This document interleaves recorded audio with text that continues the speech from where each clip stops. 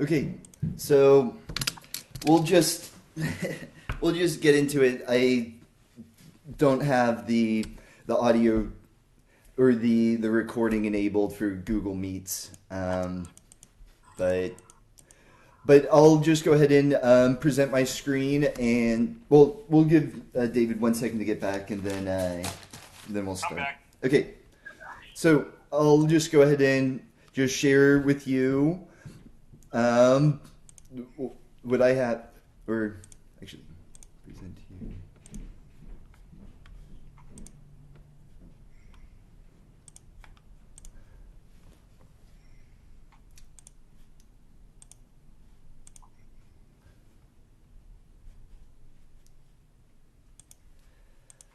Okay. All right. So we'll just jump into it. So what you can get over here is you can actually get pretty rich data from the LCB. So if you just do a Google search for Washington cannabis data, actually.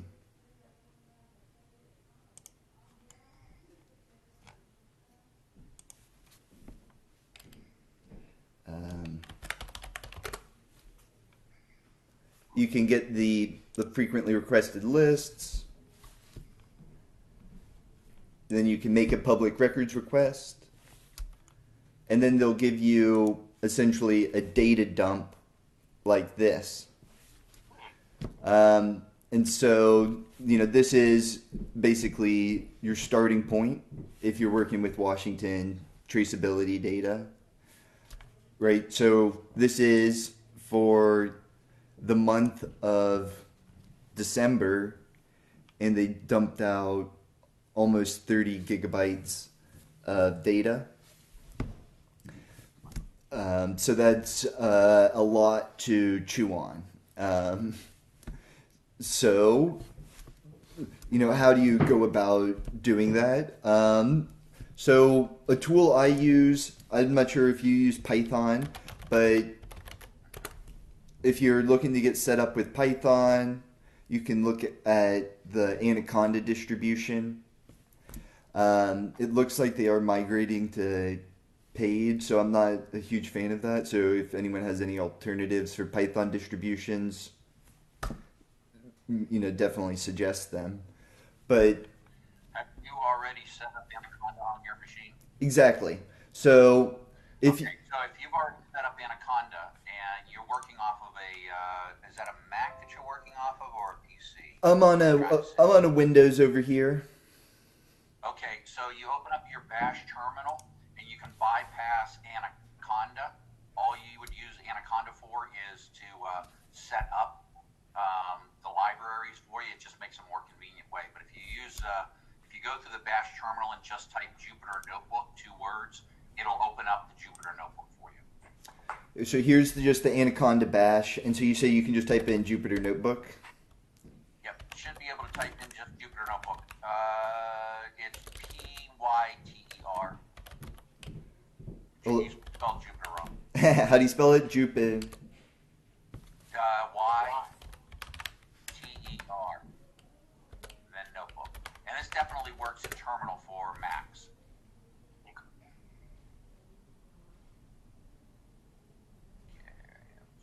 There you go. It's kicking up. And you're using Visual Studio too. Okay. Exactly. Yeah. And so the page will redirect you. If it doesn't, just click on that bottom link there, and it should open it up in your browser. Yeah, that should open up to that. So that way you bypass Anaconda. So if they do have to, or if they do charge, that's an easier way to get into everything that you've got. Awesome. So that For everybody on a Mac, it's just you open up the terminal, type in Jupyter Notebook, and it'll automatically open in your default browser. so so just for the sake of this, I'm probably just going to be running a lot of this in Spider. It's just sort of a tried and true that I use, but uh, but uh, yeah, just to make sure everything runs smoothly, we'll just run it in Spider over here. Um, but basically, I'll provide you with this script afterwards. Um, but I was just going to run through just an example of how to read in this data here and see what we can do with it.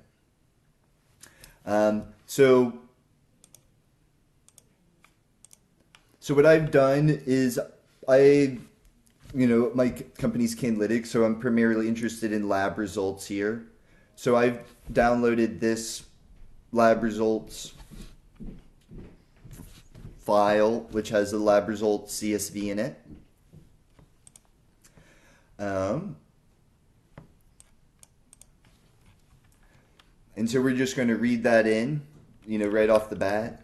And so, what do we need to do that? We need pandas. So if you've worked with Python, this is a nifty tool. So we're going to import pandas. And so I just have the CSV saved locally. And then, what you can notice is if it's going to be a little tricky to work with, the way the state formats the data, but essentially they have it formatted as UTF-16 with tab delimited values. So you can go ahead and run in your data here, and it's a large file here. So I'm reading in this file right here, and so this is almost 2 gigs. But we'll just look at lab results for the past month. Okay. So while this is reading in, I'll go ahead and just get the next block of code here.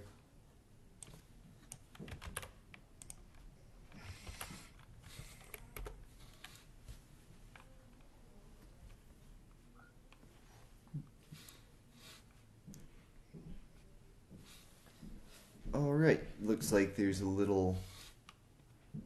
Okay, so we've read in the data.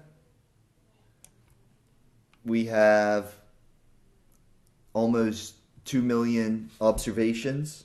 So this is a fairly large data set. So that's another reason why I wanted to look at the lab results here. So if any of you are feeling a bit more ambitious, there's probably a lot of really interesting data to be found here in like the sales data, the tax data, strain data. And then I was going to actually look at inventory transfers next. There may be some interesting things with transfers. So there's a lot of rich data here, but enough of that. So we'll just go ahead and jump back in here. We've got these lab results. And okay, so what do they look like? So basically, I'm just going to grab the the first observation here, just to okay. So what does this look like? You've basically just got a giant dictionary here. The key fields are actually going to be, your global ID. Then when it was created at. And then there's some other things here, like, so this is where it was tested at. So this one was tested back in 2016. So you may not want to look at that. And then they dump out all of these values. What you'll notice is a lot of them are N or NaN. So for example, at the moment, the state doesn't mandate pesticide testing. However, or require pesticide testing. However, I think that is going to change here in the the coming year or so. So that could be interesting data to look out for if pesticide data starts coming through. So it'd be just interesting to look at pesticide levels. Okay? So, and then if you want to see the actual data points here, you can just list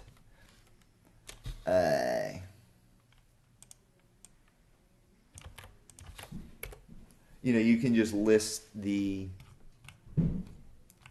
so it's dumping out a lot of data. So we're going to need to sort of narrow this down a little bit. Okay? So how can we narrow this down?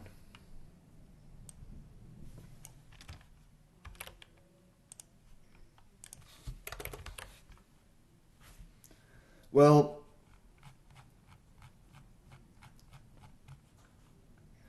you can figure out, okay, what type of samples do we have here? So you can look at all the intermediate types, and you can find out you can list all of the intermediate types that are unique.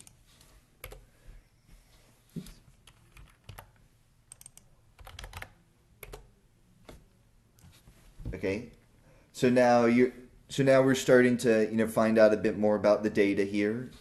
Okay, so these are all the product types that you'd have in Washington. Okay, and so we also didn't want to look at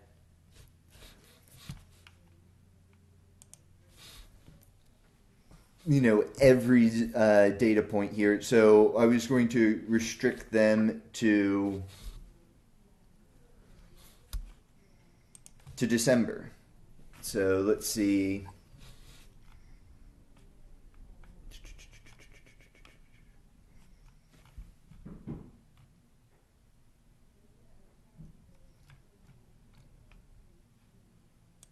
Well, let's actually just walk through this. So basically what I had done is I'd realized there's just going to be, a little too many here to work with 1 million. So I thought, okay, let's just work with, 10,000 at a time, just so it's a bit more manageable. So, just created a sample here. So, there's the sample, and then the full data set is the 2 million. So this is just for speed of sake, but we'll remove the limit at the end. Okay. So then just to create a few helper variables here. So so you have the tested at time, and so you can look at the first 5 observations like that. You could look at the first 10 observations. Okay, and so we've got an ISO formatted time here, and so we can create a nice time variable that's time aware. So simple enough. We can create a time variable.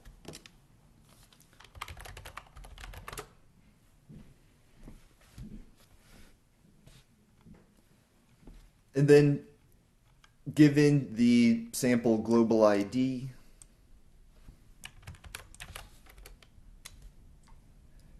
you can also figure out essentially what lab this is coming from. So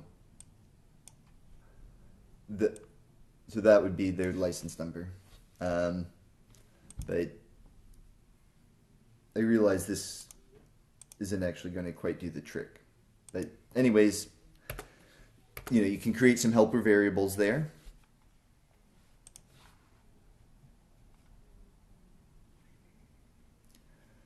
Okay, so now let's say you just want to look at one group. So say you just wanted to look at flour. So you could just you can say, okay, let's just find all of the samples where the intermediate type is a flower lot. And so you can find the flower.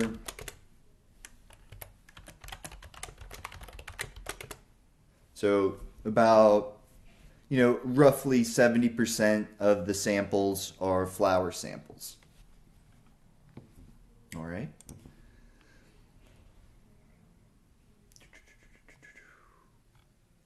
And so something I did here was essentially was interested to see if there was any correlation between CBD and THC.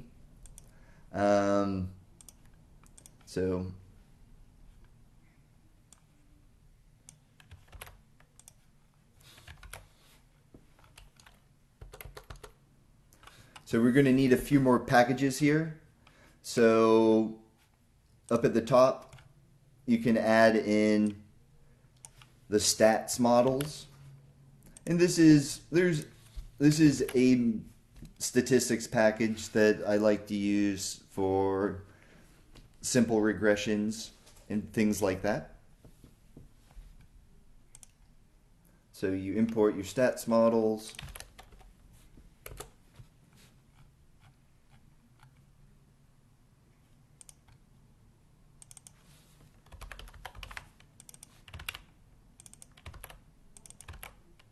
All right, and so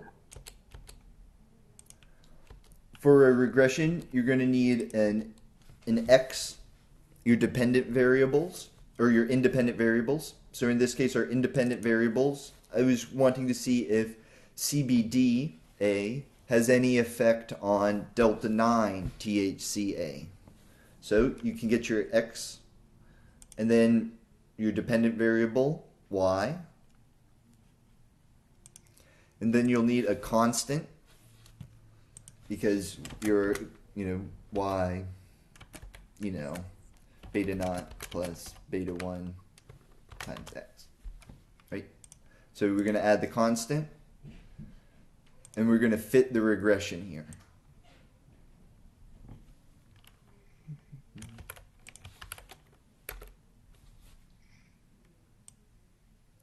All right, and so we've run a regression.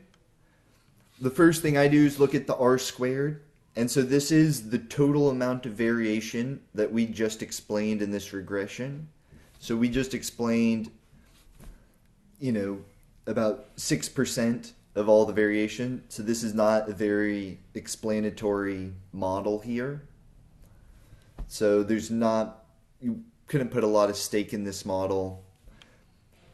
It looks at rough estimate that there may be a negative relationship between CBD and THC, but you can't make any conclusions off of this model. But it's, so, and then what an interesting rule is always look at the data. So let's, see what, we just did here. So we just basically fit this line. So we said, okay, is there a relationship between CBD and THC? And it looks like there may be a slight, negative relationship, but it's, there's a large group here, so it's not the best trend line in the world. But, it looks like if you just looked at the high CBD strains, then there may be, a better linear relationship there. So that's comparing two analytes. And so another interesting thing you can do is, let's say we wanted to look at one of these analytes over time. So we just looked at flower. So now let's say, okay, what happens if we want to look at butane over time, right? Because some of these concentrates are extracted with butane. So, you may want to know, okay, is there any level of butane in the final product? So, remember above, we listed all the intermediate types.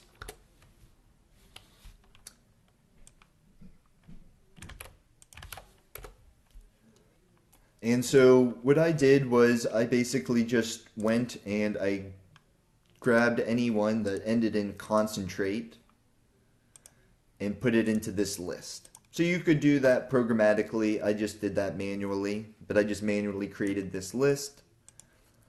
Some of these you may not expect to have butane in there, so you may not expect to have butane in the non-solvent based concentrates. However, we can exclude those in the future. For now, I just wanted to grab everything that was a concentrate.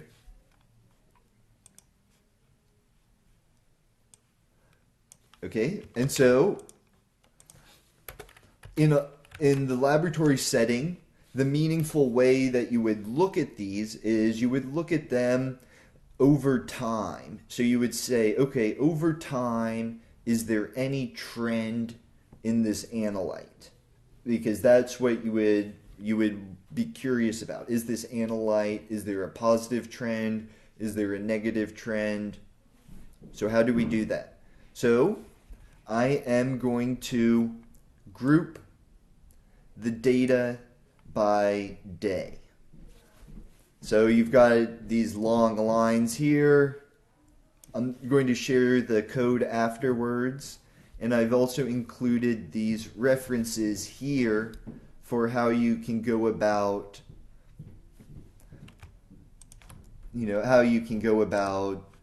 aggregating the number of occurrences per day.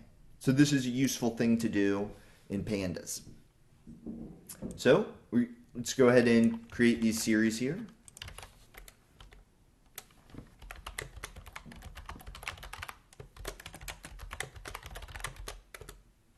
Okay, so about 19% of the samples are concentrates. So then you can aggregate them by day. And so what does the daily concentrates look like? Well, this is a series over time. And once again, you can look at all of the variables. So I'm creating the mean of each variable by day. So that's numbers. So let's look at it so that it's more meaningful. So like what I always say is look at the data. So we're going to create a figure. For figures, we're going to need matplotlib. So the classic way to import matplotlib is import matplotlib.pyplot as plt. And we're also using the datetime package. So we can add that to the top of the script as well. So we're going to create a figure. We're going to plot daily concentrates. We're going to plot the butane on the y-axis. We're going to fit a trend line by running the same regression that we ran, the same regression model that we used earlier, except now our x value is going to be just a time series. So this is just going to be the index. So you can fit a trend line, and then we'll plot the trend line. So putting it all together, you can get the average butane. Whoops, I misspelled it.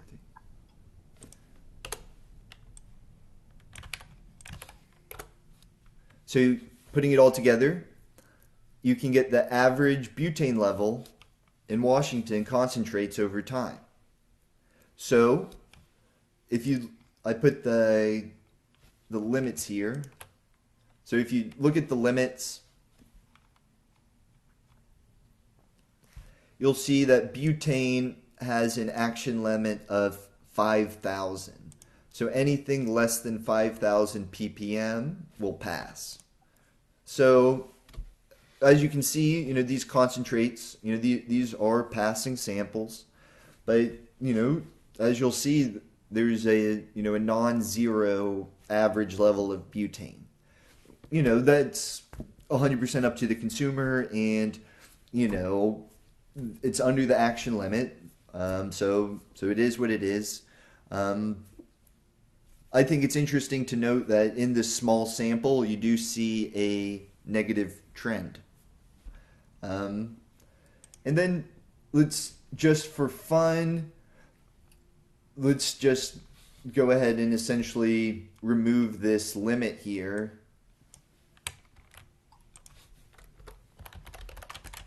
And just see what may happen. I haven't actually run this, but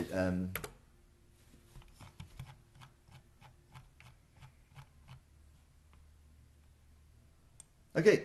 And so now we can see the data in the full sample, and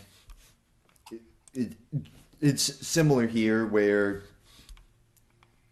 you've got the negative trend. So I think I'll go ahead, unless I've been sort of running through this fairly quickly. I should have asked, has there been any questions so far about some of the things that we've done here?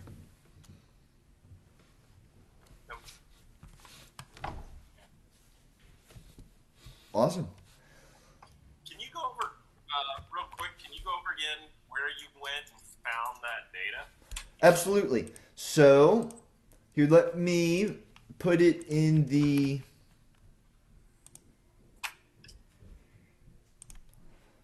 Here, I'll share it with you. So there is the data dump. And then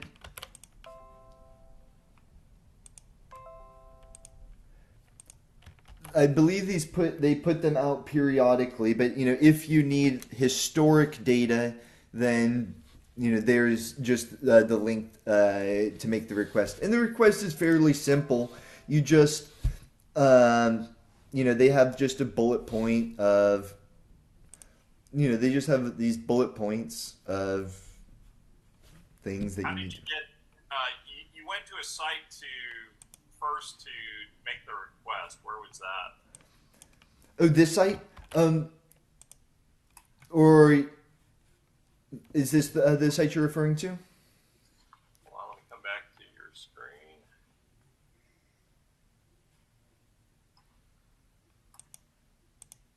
Yeah, where you came, let's see, LCB records, make public requests. Okay. Can you copy that link?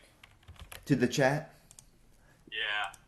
Sure thing. Oh, there it is. Okay, got it.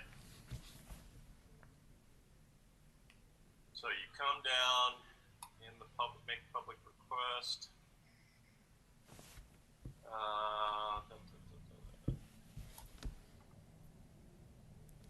then it gives you a document you got to fill out and email in.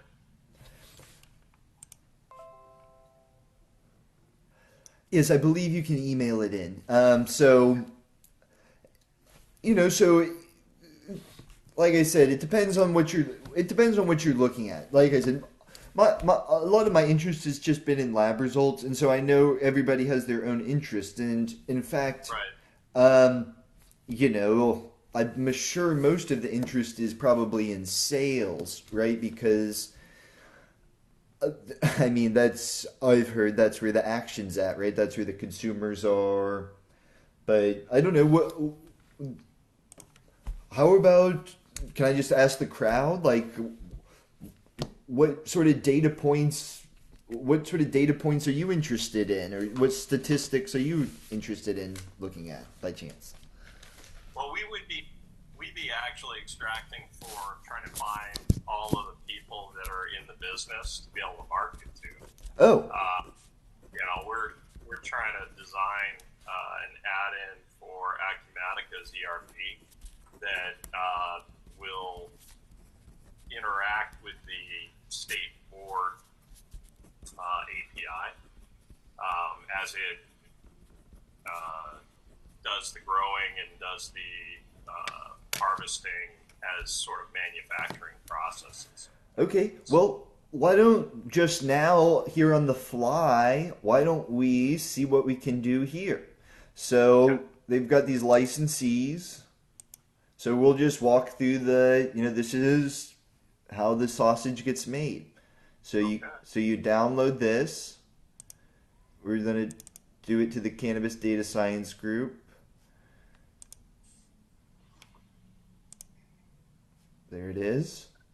And the next question I have for both of you, do you know of anybody that is familiar in .NET with using the API to call for ID values, right? I mean, that's the biggest thing of accounting systems trying to work with the state board is every ID having to be assigned by the API, like for vendor IDs and, transfers and Well, harvests. you're actually speaking to somebody. So that's Oh, I I'm actually quite familiar with working with the state API. So I spent my background is in a testing laboratory.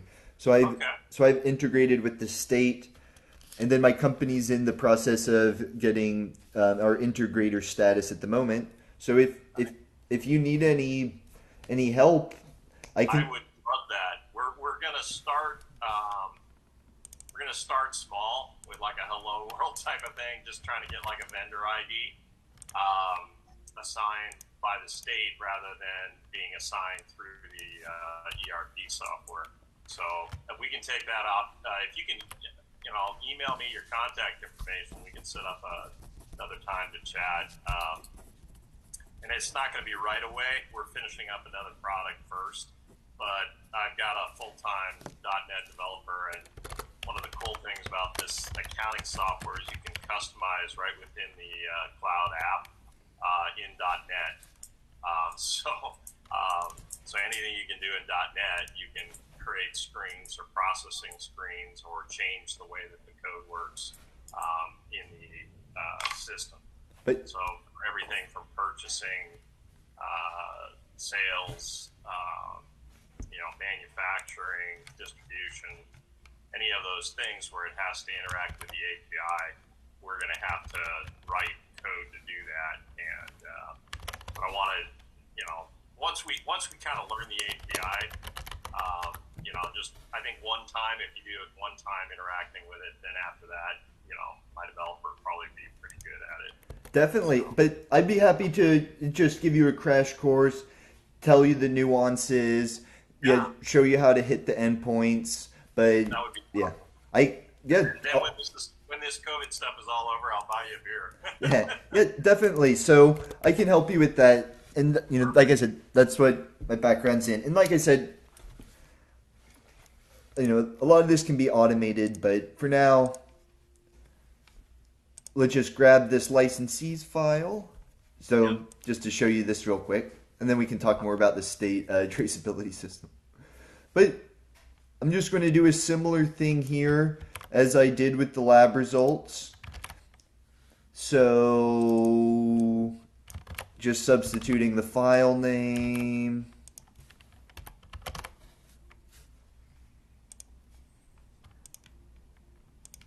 And then it's going to be in this folder.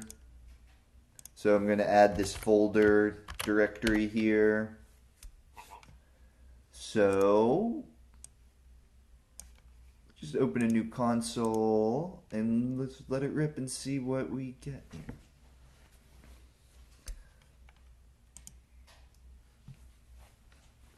Okay, so 28. So you've got almost 3,000 licensees, and same thing. So this is how the sausage gets made. The first thing I do is I look at the first observation,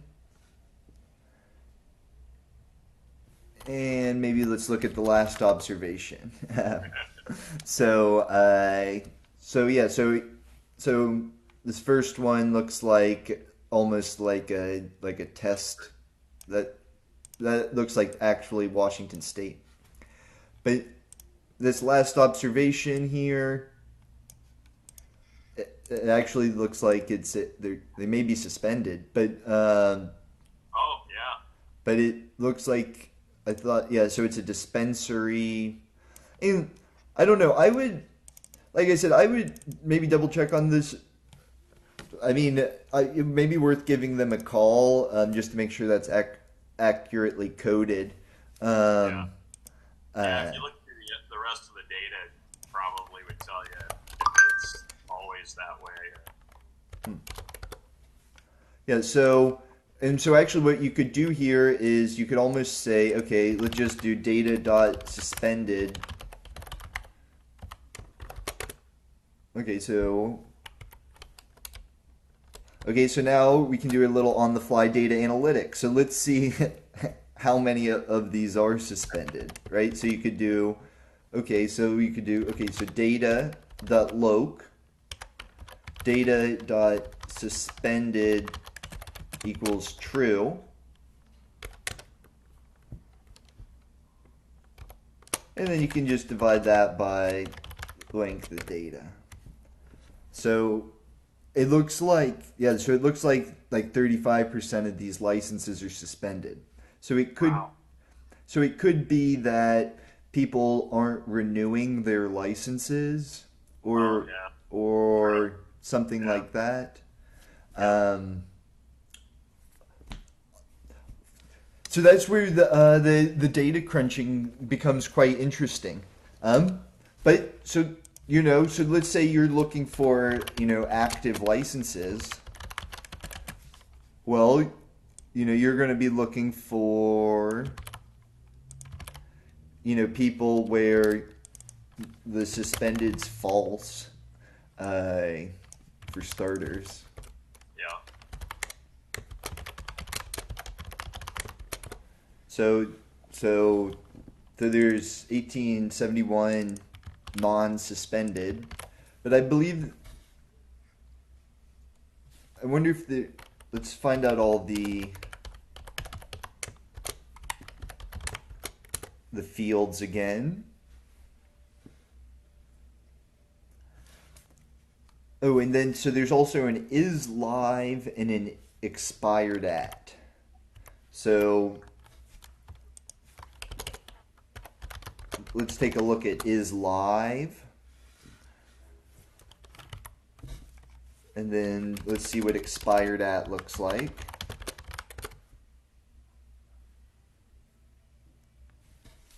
Interesting. So for your active licenses, you may want to change this to a conditional. So you may want to say, okay, we want everyone that's suspended false, and data dot is live is true.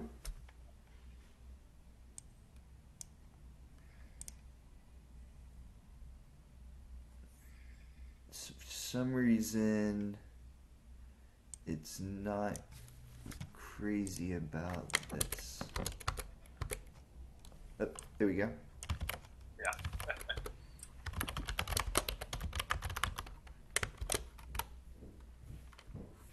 Oops. So it looked, and then you could do a further sanity check and, cut off all the ones that aren't expired. But, Yeah. This is probably a pretty good list for you here. And then, you could,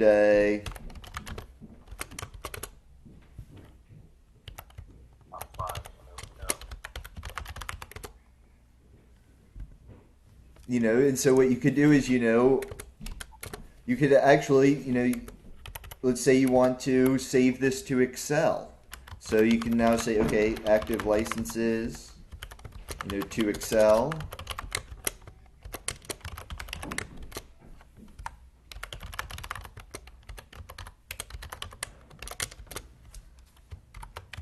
And, there's probably some more settings you can toggle to make it look a little nicer. But Yeah. there you go. So Nice. you didn't do much. Yeah, the nice thing is it got the type there that you can further use to drill down on whether they're a cultivator who might be interested in having manufacturing software versus a dispensary that's going to be more distribution based. Exactly. And Okay. so then, then you could even pass this to your marketing agent and then say, okay, yeah, here's you could clean this up for them a little bit, but Yeah, yeah. you could basically say, okay, here's their phone. Find contact. Yeah, here's your Company. yeah. Here, I do think these phone numbers, just for your warning, I think maybe not all of them, but I think some of these, because their number is listed publicly, they may get a lot of contacts. So a lot of them may have different numbers for their primary lines. But Yeah, we don't actually market via phone. yeah, It's not a real effective method. We've developed a process where we can identify the people, and then they're either using an AI site that it's like really high percentage probability of getting the good right email address. We do some email marketing that way, and then the other thing we do is we invite them to connect on LinkedIn, and then they kind of see our marketing social media posts on LinkedIn. For business marketing, LinkedIn seems to be the most helpful. yeah. Well, you kind of hit the nail on the head, and you may be interested in joining. I attend this startup group on Tuesdays, and one of the topics they talk about is customer development automation. And yes, you hit the nail on the head. It's their strategies.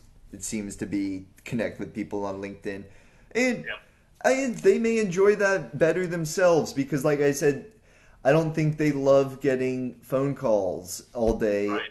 And in fact, like I said, I'm sure some of these numbers are active, but the large cultivators, were getting so many phone calls that they just got a new number almost.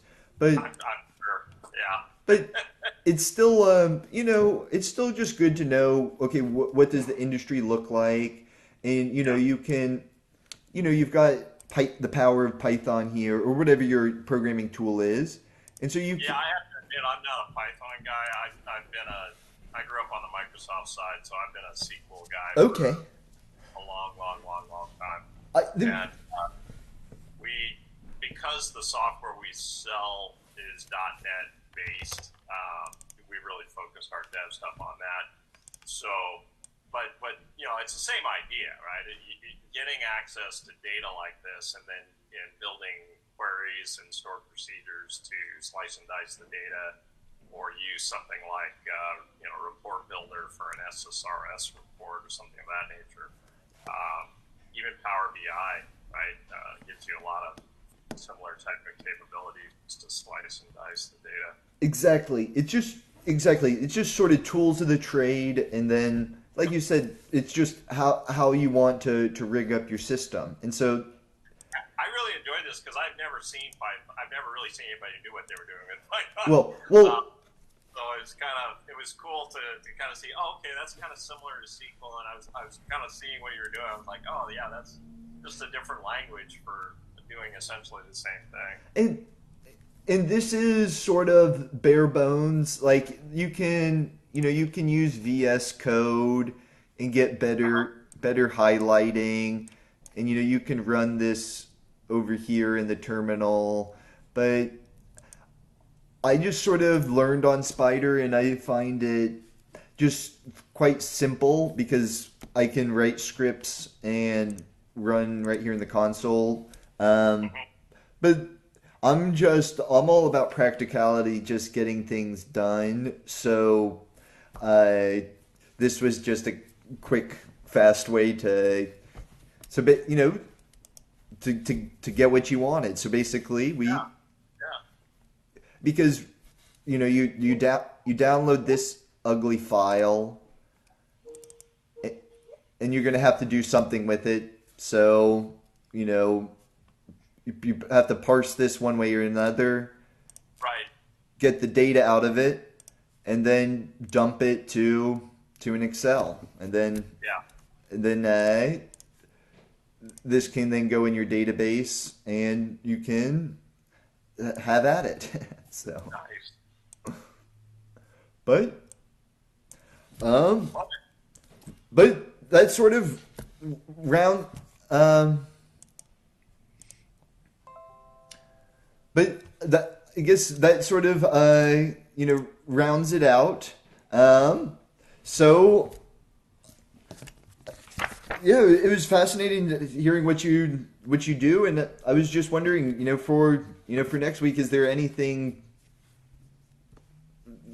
anything else you'd like to see, or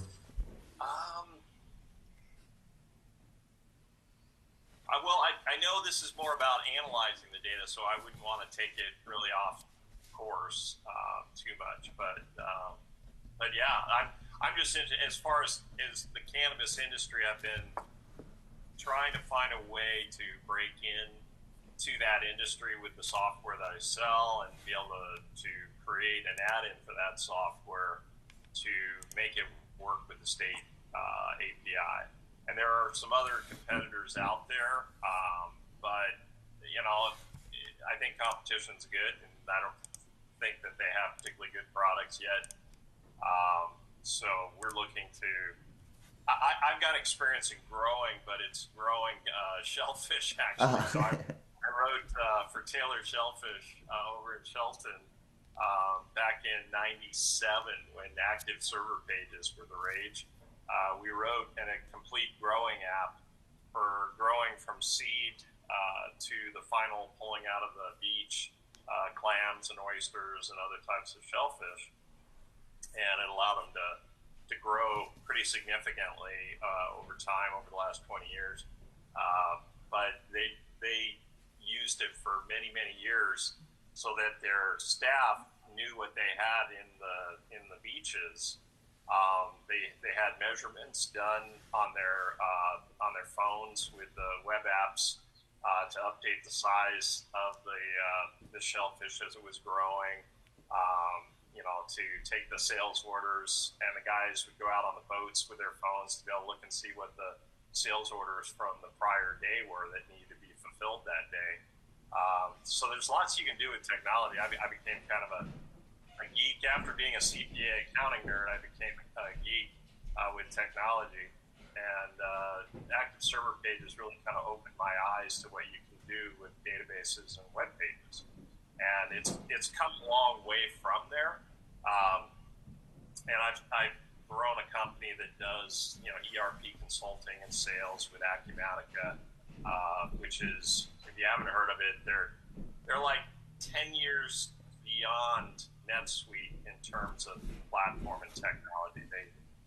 NetSuite was started in 1999. Acumatica came out about 2009, but it's all .NET from the ground up, all HTML5 from the beginning, all open APIs, so web services, both REST or SOAP supported. It is amazing software because it was originally started as a rapid development platform for .NET websites. Ooh. And then they thought, well, we've got a background from our ERP days. They were owners or managers of Solomon who did this project. So then they said, oh, let's throw on an ERP platform on top of that, and then let people program whatever else they need in .NET. and they let you view the source code. So whenever you're doing development, if you can see the source code, if you're developing enhancements, it just makes everything easier, right? Yes. And because of their development environment, you can actually be coding C# right within their application. And they have some tools where you can essentially create a table in the database, and then you go in the program and you say, okay, create the class object that represents that database table. And it'll write the code essentially for you to create that class object in .NET. And then you can say, create me a screen for that class object, and it'll write the code to create the screen for that, right? And then you can tweak it after that. So it's one of those rapid development environments for business software applications that makes creating a full solution in a single database with everything from manufacturing to financials to distribution, warehouse management, project accounting, recurring billing, equipment maintenance, everything a business does or could do in a single application for multiple companies, levels of consolidation of 3-4 levels deep, parent to child to branch. So yeah, as you can tell, I'm kind of an evangelist for the software, but I found it in 2012, and it's really the most advanced business software application out there. I mean, they're really on cutting edge. I mean, they're like one of the first with a business skill for Alexa, right? So I can put on my Alexa glasses, right, and I can talk to the accounting system and say what the inventory stock status is of item X, right? It's kind of like Star Trek computer type functionality, right? So for me, imagine a world where we are now interacting with our business software applications verbally through Alexa and giving commands to the system. Imagine being on a warehouse floor and being able to check stock status or to and I think where they're going, I've actually been making suggestions on improvements, but not only being able to ask for information, but what if you could say create a purchase order for vendor X for item Y, right? Or do a step in a manufacturing process saying, complete step A of this particular manufacturing job. All these things are going to be possible for you to interact in the future with your accounting systems, your business software systems, verbally, hands-free. They're doing development now with OCR, so like AP documents that get emailed into the system, it can monitor the email queues and convert an AP invoice PDF form into a bill in the accounting system without anyone having to enter it, right? Expense reports, right? So if you're out traveling to a job, or say you're an appointment, going to a service appointment, and you take a picture of the work that you did and attach it to the appointment. Or if you take an expense receipt and you take a picture of it and it creates the expense record in your accounting system for reimbursement. All these things are things they've already developed and could do. I mean, so it's, as a geek, I look at what they're doing and I'm like, this is amazing technology that they're coming up with. I like how you think, David. And so I was thinking, just from what you've mentioned, do you think for next week a good topic may be APIs? Yeah, that's a great idea. Because that was something I was wanting to hit on, and that's something that is programming language agnostic. So you can have any programming language you want, and we can just go through some endpoints and just walk through them, hit some endpoints, get some data, and that way we're all talking the same language. So love it. I'll have my developer join us too. I'll contact him and say he's down in California now. It's amazing with this COVID, right? And everybody operating remotely. I mean, we use Acumatica internally as well. So he's just working from down in California. You say, hey, I'm moving to California. I say, okay, cool. Enjoy yourself. Awesome. I got to go get a license, or what? I have to get an employer ID from the state of California. California and get some tax rates. But other than that, Gusto, more the merrier. Gusto payroll helps take care of all that stuff. So. But definitely. So same time next week, and we can talk about APIs, and Awesome. we can hit some endpoints. Yeah, send me the information or link information, and does the meetup site send out an email or we have to site and look? I'm going to go ahead and create a new event, and I'll get you sent out a new invite. So I'm still sort of learning. So sorry about the slow start today. Sure. If I can answer any questions for you on anything, my depth is maybe not as deep. My knowledge is not as deep as everyone else, but I have a lot of breadth of knowledge. I wouldn't say. Man, I can tell you that. I have an engineering background, a nuclear engineering background from my Navy days as a submarine officer, a family of accountants. So when I got out, I ended up becoming a CPA and doing payroll and accounting. And I'm one of the people that walked away from Amazon before I vested in my stock options back in the 90s. So if you ever want to feel bad, I can tell you how much money I walked away from. Pretty much every day I know how many $100 million. Don't be hard on yourself. But I've learned a lot from you, and this is what this group's about. So I'm here to share what I know, and then we can share. Just keep sharing. Perfect. I love it. Awesome. Well. All right, guys. I got to run. I'm late for my next meeting, but this was great, and I look forward to next week. All right. Until next time. Okay. Yeah. Bye. Bye. Bye. Bye, Charles.